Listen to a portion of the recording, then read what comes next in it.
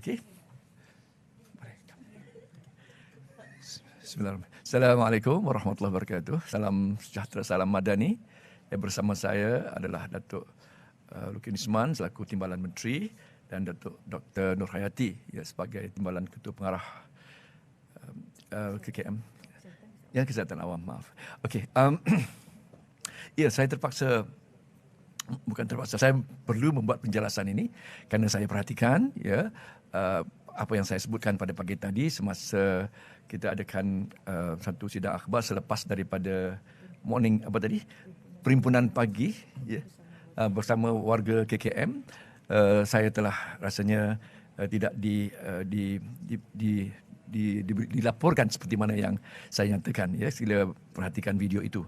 Apa yang saya sebutkan ketika ditanya tentang kedudukan COVID hari ini, saya telah perjelaskan dari sudut prevalence dari sudut cases yang dilihat sedikit melonjak kepada paras 12,000 lebih dalam seminggu yang lalu.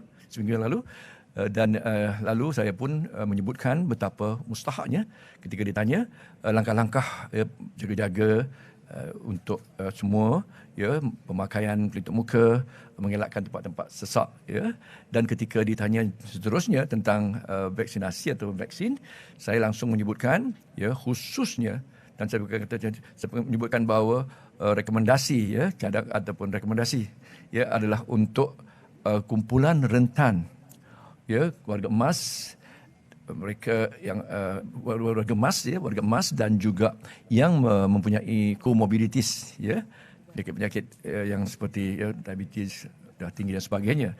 Itu adalah kenyataan saya yang saya perhatikan. Ada yang menyebutkan bahawa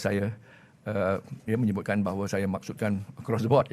Yang saya maksudkan adalah kumpulan rentan, dan kumpulan rentan itu adalah kumpulan warga emas dan juga yang mempunyai apa yang disilakan sebagai komorbiditis penyakit NCDs digalakkan untuk kumpulan ini digalakkan untuk mengambil dos yang ketiga ataupun dipanggil second dos tambahan. Baik, itu saja yang saya nak perjelaskan. Ada lagi soalan? Ya, sila. Kita menggalakkan hanya kumpulan rentan ini. Kumpulan rentan ini the high risk group, warga emas dan mereka yang memiliki atau mempunyai komorbiditis, penyakit tidak berjangkit itu. Tidak, saya tidak maksud begitu, tapi nampaknya seperti telah dilaporkan across the board. Itu yang saya rasa sangat terkilan. I've been misquoted dan misrepresented. Tapi tak apa. Kalau saya minta media memberikan keadilan pada apa yang saya sebutkan, dan jangan pada awal-awal lagi hari kedua saya ini jangan disilap laporkan tentang kenyataan saya. Terima kasih semuanya. Ya. Betul. Ya, telah saya sebutkan kita mencadangkan dan kita juga mahukan warga rakyat kita untuk satunya dapat boleh mengamalkan pemakaian pelitup muka, dan saya sendiri suka memakai itu, dan keduanya terutama yang bergejala bukan hanya memprotek diri, melindungi diri sendiri tapi melindungi orang lain, dan kedua dalam musim percutian ini jadi memang banyak pergerakan dan juga begitu supaya yang bergejala mengelakkan daripada dalam kedudukan situasi sesak dan intens.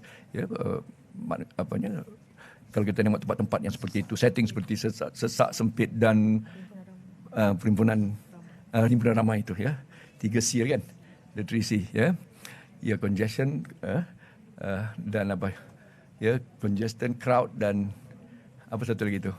Itu 3C yang kita kena elakkan. Jadi itu yang saya perlu sebutkan. Yang bergejala dan yang pertamanya yang positif itu masih lagi kita gunakan 5 hari untuk isolasi sendiri, kuarantin sendiri, dan yang bergejala itu memakai pelitup muka dan mengelakkan daripada berinteraksi dalam bentuknya kumpulan ramai. Terima kasih.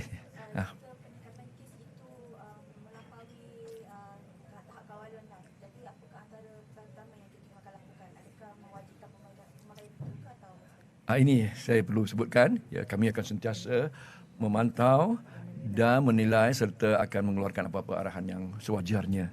Ya, itu. Ya. Kita akan sentiasa mengawasi. Ya, pihak kami adalah juga sentiasa mengawasi, ya, peningkatan kalau ada peningkatan yang mendadak begitu.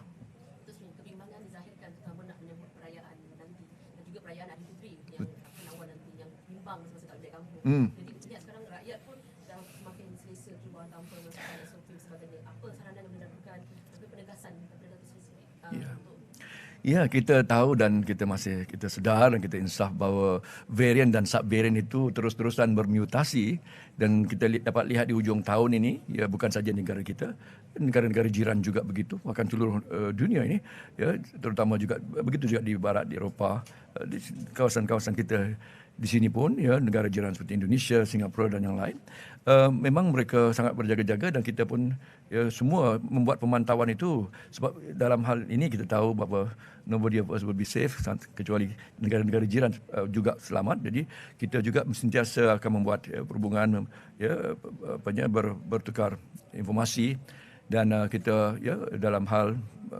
cross borders, ya, semasa cuti ini. Jadi kami akan terus-terusan membuat pemantauan ini. CPRC, ia akan terus membuat pemantauan ini dan akan mengeluarkan